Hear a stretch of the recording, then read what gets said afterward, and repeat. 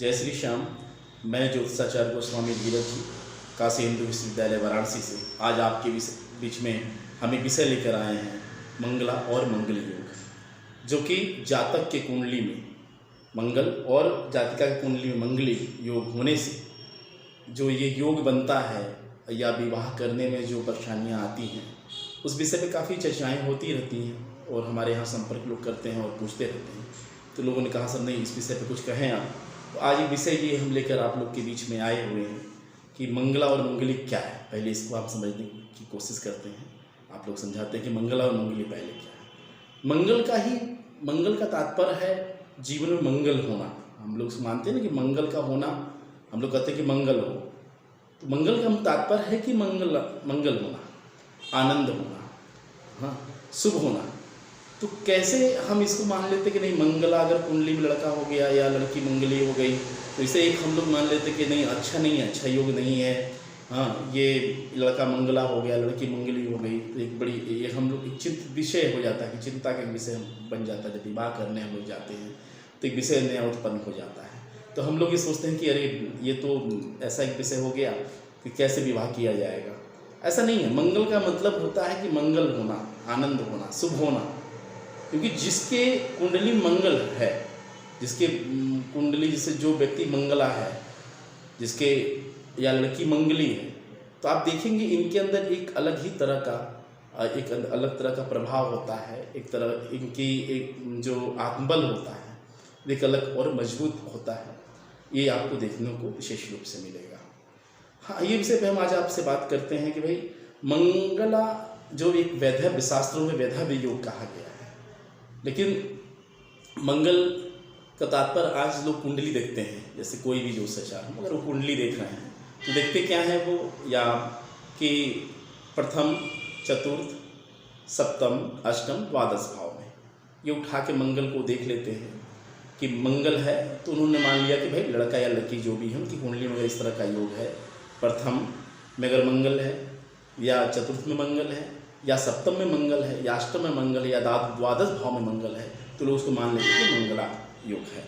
तो ऐसे विवाह, कन्या का अगर कुंडली में अगर मंगल है तो वो जिस लड़की की कुंडली में मंगल योग है, अगर ऐसा होगा कि प्रथम भाव में मंगल होगा, चतुर्थ भाव में मंगल होगा, सप्तम भाव में मंगल होगा, अष्टम भाव में मंगल होगा, द्वादश भाव में मंगल होगा, तो ही विवाह किया जा सकता है। लेकिन हम यहाँ एक विषय आपको बता दें कि ये इसका मतलब ये नहीं कि वहाँ होगा तभी विवाह होगा, ऐसा नहीं है। अगर मान लीजिए कि मंगल केवल प्रथम, चतुर्थ, सप्तम, अष्टम, द्वादश भाव में होने से ही केवल मंगल योग नहीं मान लिया जाएगा। मंगल के और भी प्रभाव को देखा जाता है कि मंगल का बल क्या है, उसका बल का प्रभाव कितना है, कितने बल का मंगल आता है, ये भी हम देखेंगे। दूसरा देखेंगे कि मान लीजिए जातक के कुंडली में या जातिका के कुंडली में, अगर मान लीजिए कि इनके ये जातक मंगला है या जातिका मंगली है, तो अगर मान लीजिए केवल जातक मंगला है और लड़की मान लीजिए मंगली नहीं है, जातिका, लेकिन अगर लड़की की कुंडली में, जातिका कुंडली में अगर ये प्रथम भाव, चतुर्थ भाव, सप्तम भाव, अष्टम भाव, द्वादश भाव में अगर कहीं पापक ग्रह की दृष्टि है या पापक ग्रह बैठे हैं, जैसे सूर्य हुआ, शनि हुआ, मंगल हुआ, इस तरह कोई पापक ग्रह अगर बैठे हैं तो इस दोष को समाप्त मानिए कि दोष का प्रभाव कम हो जाता है। एक बात और, अगर हमारा अपना मत है कि अगर मान लीजिए कि किसी भाव में अगर उनकी राशि भी बैठी है, अगर प्रथम, चतुर्थ, सप्तम, अष्टम, द्वादश भाव में अगर उनकी राशि बैठी है, तो भी इस प्रभाव को हम कम माना जा सकता है और विवाह किया जा सकता है। केवल मंगला मंगली योग होने से ही केवल यहाँ बात नहीं आती है। आप मंगल का प्रभाव भी देखें कि मंगल कितने अंश का बैठा है।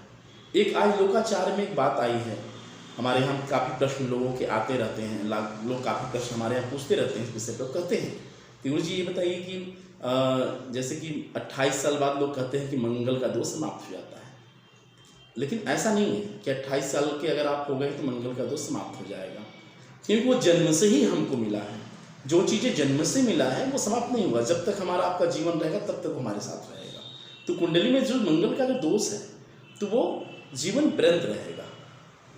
ये ऐसा नहीं कि 28 साल बाद समाप्त हो जाएगा, ऐसा नहीं। अगर वाणी हमको जन्म से मिला तो ये जीवन पर्यंत हमारे साथ रहेगी। तो इसका ये मतलब तात्पर्य नहीं है कि मंगल आज मिला तो अब 28 साल बाद जो है वो समाप्त हो जाएगा इसका दोष, ऐसा नहीं। क्या मंगल अगर प्रथम भाव में है तो क्या 28 साल बाद क्या वो चतुर्थ भाव में चला जाएगा, या उठ करके वो सप्तम में चला जाएगा, या उठ के द्वादश भाव में चला जाएगा, या उठ के पंचम भाव में मंगल चला जाएगा, ऐसा नहीं है। अगर वो जन्म से मंगल जहाँ मिला वहीं रहेगा, ऐसा नहीं कि परिवर्तित हो जाएगा मंगल आपका, वैसा नहीं है। जो जन्म से मिला है वो आपके साथ ही मंगल रहेगा, वो परिवर्तित नहीं हो जाएगा। तो इसलिए, लेकिन हाँ ये हम अवश्य कहेंगे कि मंगल में जन्म लिए जातक या जातिका बच्चे जो होते हैं वो बहुत आत्मबली होते हैं। अगर मंगल अच्छी स्थिति में है तो बड़े बलिष्ठ होते हैं। मंगल की अगर दृष्टि अच्छी है, अगर उनमें मंगल अच्छे प्रभाव में, तो उनको जीवन में अच्छा प्रभाव भी देता है। और ये बच्चे जीवन में काफ़ी, मेरा अपना मत है कि मंगल का मतलब ही है कि मंगल होना, आनंद होना, शुभ होना। तो इसलिए मंगल होना एक दोष माना गया है, शास्त्रों ने कहा है कि दोष कहा है मंगल का, लेकिन दोष के उसके परिहार बताए गए हैं। उस परिहार को हम जानने की कोशिश करेंगे, परिहार क्या है मंगल का। अगर मंगल है, अगर लड़की की कुंडली में, अगर मान लीजिए जातिका कुंडली में अगर मंगल दोष है, इसका परिहार बताया गया है कि कुंभक विवाह करके, वट वृक्ष विवाह करके, केले के वृक्ष विवाह करके, विष्णु के प्रतिमा के साथ विवाह करके, और कुंभक विवाह, कई प्रकार के उन्हें विधाएँ बताई गई हैं। महासंजीवनी महामृत्युंजय का वर्णन आता है कि ऐसे विधाओं को करके और इनके उपचार करके विवाह को किया जा सकता है। पुरुष कुंडली में अगर मंगल है तो उसके उपचार भी बताए गए हैं कि उपचार करके, उसकी विधियाँ करके, उसके महाविधान करा करके उनके भी विवाह किए जा सकते हैं। क्योंकि हम केवल मंगल ही नहीं देखेंगे, मंगल की दशा भी देखेंगे, कुंडली में और भी दोषों को देखेंगे, अच्छाइयाँ भी देखेंगे उनकी, कुंडली में और ग्रहों की दृष्टियाँ क्या है, और जगह पे इनकी दृष्टि क्या है, इस मंगल की दृष्टि क्या पड़ रही है, मंगल की स्थिति क्या है, ये सारी चीज़ें उसमें देखी जाएगी। केवल ये कह देना कि नहीं प्रथम भाव में, प्रथम भाव, चतुर्थ भाव, सप्तम भाव, अष्टम भाव, द्वादश भाव में अगर मंगल हो गया तो हम उसको मान लें कि मंगल हो गया तो मंगला मंगली हो गया, क्या उसके प्रभाव को नहीं देखेंगे? हम उसके प्रभाव को भी देखेंगे। हम उसके प्रभाव को देख करके, पहले से प्रभाव कितने अंश का मंगल के बैठा है, किस ग्रहों के साथ मंगल बैठा है, हम इसको देखते हुए हम यहाँ पे इसके हम इस मंगल की स्थितियों को देखते हुए उसके परिणाम तक पहुँचेंगे कि किस गति क्या हो सकती है जीवन में। ये जातिका कुंडली हो या जातक की कुंडली हो, अच्छे से पहले कुंडली का आप विश्लेषण करें। कोई व्यक्ति, कोई ज्योतिषाचार हो चाहे, वो पहले विश्लेषण करें कुंडली का अच्छे से उठा करके कि कुंडली क्या कह रही है, इनकी ग्रहों की स्थिति क्या है, दशा क्या है, इनकी स्थितियाँ क्या उत्पन्न करेंगी जीवन में, बलिष्ठ इनके सारे योग देखें कि मंगल कितना प्रभाव है, मंगल का अंश क्या है, वो जीवन पे कितना, इनकी दृष्टि क्या है, या मंगल के ऊपर किसकी दृष्टि पड़ रही है। नहीं, सारे जातिका या जातिका की कुंडली होगी, पूरी तरह हम इसको विश्लेषण करेंगे, तभी आप कहेंगे नहीं है ये इसका दोष होगा। उसका परिहार बताइए, किसी को भयभीत ना होने दीजिए, उसके भय का उपचार करिए कि नहीं मंगल है तो विवाह किया जा सकता है, लेकिन उसके उपचार उसको बताइए कि नहीं, उपचार करके, इसकी विधि करके, इसकी विधान करा करके इसको अच्छे से विवाह किया जाता है। मंगल को अगर अच्छे से समझने की अगर हम आप कोशिश करें तो मंगल एक शुभ, मंगल शुभ और एक अच्छी योग माना जाता है। मेरा अपना मत है कि मंगल का मतलब ही होता है शुभ और मंगल होना, आनंद होना। तो मंगल कोई बुरा चीज़ नहीं है, हमारी आपकी सोच इसको परिवर्तित कर दिया गया है। एक विषय और कि लोगों के मन में एक विषय है कि नहीं मंगल का उपचार केवल है जो इसकी विधान है, वो आज एक लोकाचार में बातें आ रही कि नहीं ये केवल इसकी पूजा बाहर होती है या महाकालेश्वर में होती है या यहाँ मंदिर है वहाँ मंदिर है, ऐसा कह के लोग उपचार विधि करा, ऐसा नहीं है। आप कहीं भी मंगल का जो विधान है उसका उपचार है, कहीं भी तीर्थ स्थल पे, वो चाहे कहीं भी, चाहे वो काशी हो, चाहे आप प्रयागराज हो, जहाँ भी तीर्थ स्थल है वहाँ किया जाता है। विशेष रूप से कहा गया है कोई तीर्थ स्थल पे कोई महादेव जी का मंदिर हो, कोई जहाँ केले का वृक्ष हो, वट का वृक्ष हो, पीपल का वृक्ष हो, गंगा किनारा हो तो अति उत्तम है, सरोवर हो, ऐसी जगहों पे कहा गया है कि इसका विधान करने कराने की विधान बात आती है, जिसकी विधान को कराया जाए और उचित आचार्यों द्वारा इसके विधान को करा करके आगे आप अपने कार्य को, विवाह को कर सकते हैं। क्योंकि कारण है कि केवल ये सोच लेना कि नहीं मंगला हो गया लड़का या लड़की मंगली हो गई तो विवाह में व्यवधान उत्पन्न होगा, ऐसा नहीं है।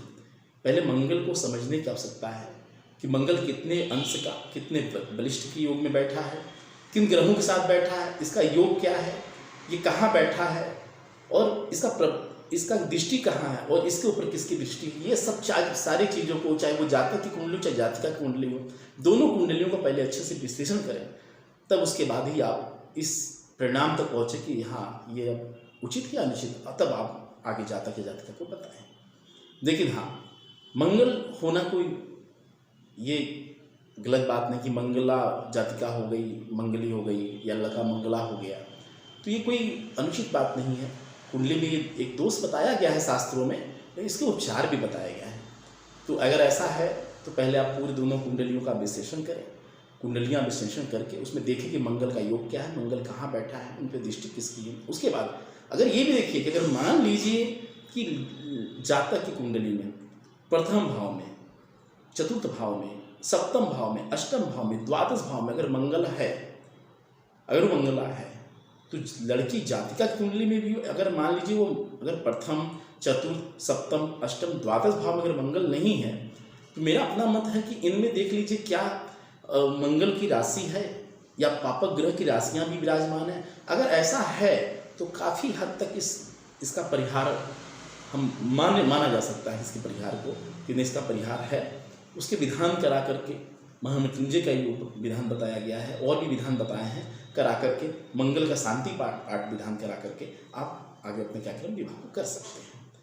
क्योंकि आज एक लोकाचार हो गया कि लोग उठाते हैं कुंडली, कोई भी व्यक्ति कुंडली उठाया, आज तो लोग नेट पे भी कुंडली उठा के देख लेते हैं कि नहीं इस भाव में मंगल है तो ये मांगलिक हो गया, लड़की की में है तो मंगलिक हो गई, और इसी में लोग आज उलझे रह जाते हैं कि मंगला है तो मंगली है, और स्थितियाँ बन नहीं पाती, विवाह की बनते बनते भी लोग बन नहीं पाती हैं।